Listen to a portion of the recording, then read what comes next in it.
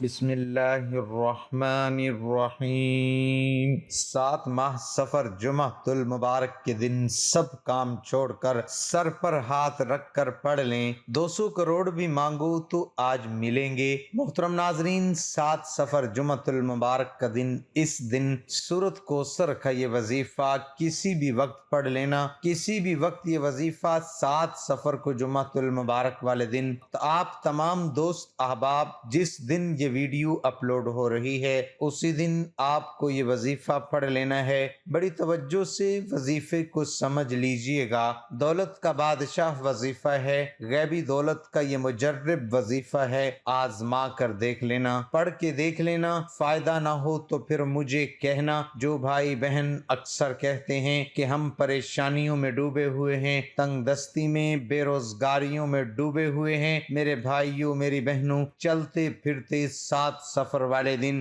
جمعہ المبارک کا دن ہے۔ اس دن کا میرے ناظرین تو بڑا ہی یہ پاورفل وظیفہ ہے، چھوٹا سا وظیفہ ہے، اور اس کے آپ لوگوں کو اگر فائدے معلوم ہو جائیں تو میرے بھائیوں میری بہنوں، کوئی ایسا دن نہ ہو کہ آپ یہ وظیفہ نہ پڑھیں۔ اس وظیفے کو پڑھنے والے کی خاص بات یہ ہے کہ اس کو اتنے فائدے ہوتے ہیں، اتنی اس کو دولت مل جاتی ہے کہ وہ ساری زندگی پھر یہ وظیفہ پڑھتے رہتے ہیں۔ اس کے ساتھ آپ اگر کوئی دوسرے وظائف بھی پڑھ رہے ہوں تو بھی کوئی مسئلہ نہیں ہے، کوئی مسئلے والی بات نہیں ہے، آپ سکون سے یہ وظیفہ پڑھ سکتے ہیں۔ آپ تمام لوگ جہاں کہیں موجود ہوں، گھر میں، آفس میں، دفتر میں، آپ یہ وظیفہ پڑھ لیں، اس کے آپ کو فائدے ہی فائدے ہیں، نقصان کوئی نہیں ہے، آپ کو بے شمار فائدے ہیں۔ اور میرے بھائیوں میری بہنوں، عمل کو اچھی طرح سمجھ لیں، اچھی طرح اس وظیفے کو سمجھ لیں، تاکہ جب آپ لوگ کرنے لگیں تو آپ کو کسی قسم کی کوئی بھی پریشانی پیش نہ آئے۔ توجہ سے آخر تک دیکھیے گا تاکہ وظیفہ آپ کو سمجھ میں آ سکے۔ سب سے پہلے جب وظیفہ پڑھنے لگیں تو ایک مرتبہ اعوذ باللہ من الشیطان الرجیم لازمی پڑھ لیجئے گا، اور اس کے فوراً بعد ایک مرتبہ بسم اللہ الرحمن الرحیم بھی لازمی پڑھ لیجئے گا۔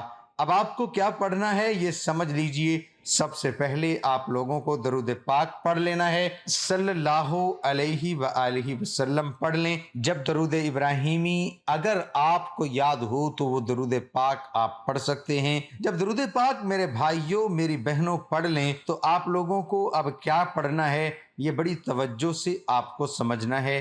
میرے بھائیوں میری بہنوں، درود پاک جب پڑھ لیں تو اس کے بعد اپنی حاجتوں کی نیت لازمی کر لیں۔ جو آپ کی حاجت ہو، پہلے آپ کو اعوذ باللہ من الشیطان الرجیم پڑھنا ہے، پھر بسم اللہ الرحمن الرحیم پڑھنا ہے، پھر درود پاک پڑھنا ہے۔ جس ترتیب سے بتا رہا ہوں اسی ترتیب سے آپ کو یہ عمل کرنا ہے، تو آپ کو تبھی فائدہ ہوگا۔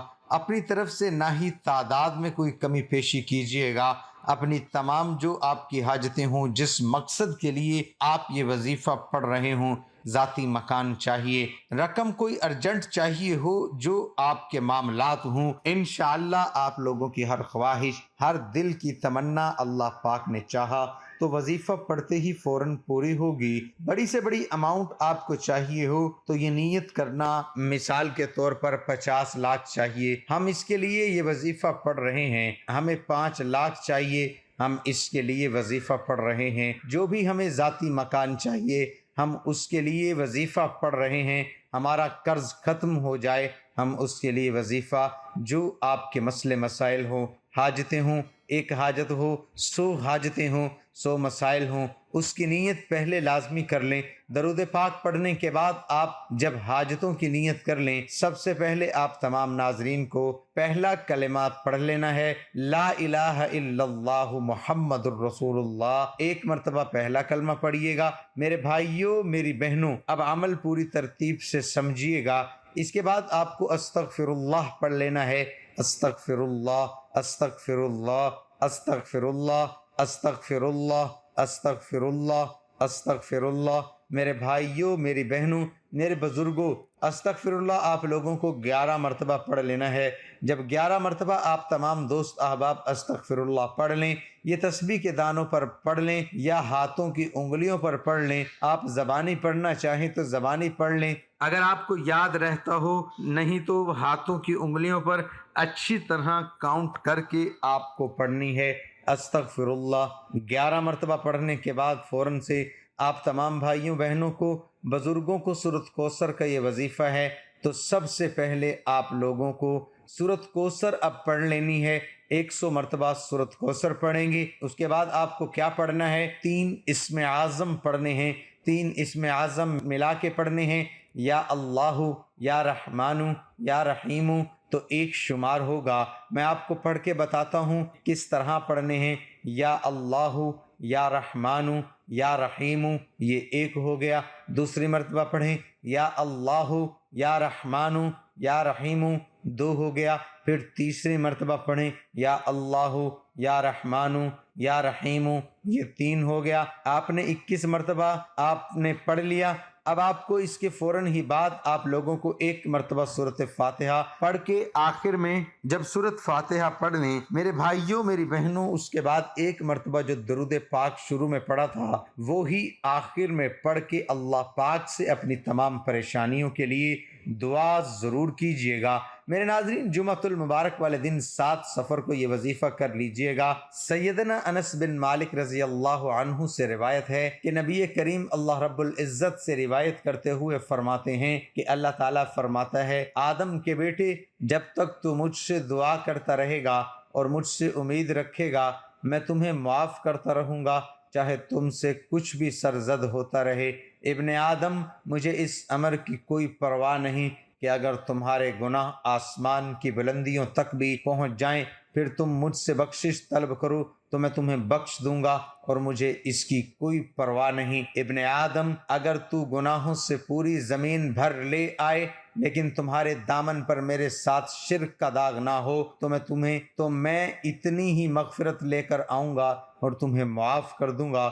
تم سب میرے محتاج ہو، میری بادشاہت بلا حدود ہے۔ سیدنا ابو ذر غفاری رضی اللہ عنہ سے روایت ہے کہ رسول اللہ صلی اللہ علیہ وسلم نے فرمایا، اللہ تعالیٰ فرماتا ہے، اے میرے بندو، تم سب بھوکے ہو سوائے اس کے جسے میں ہی کھلاؤں، پس تم سب مجھ سے ہی کھانا مانگو تاکہ میں تمہیں کھلاؤں۔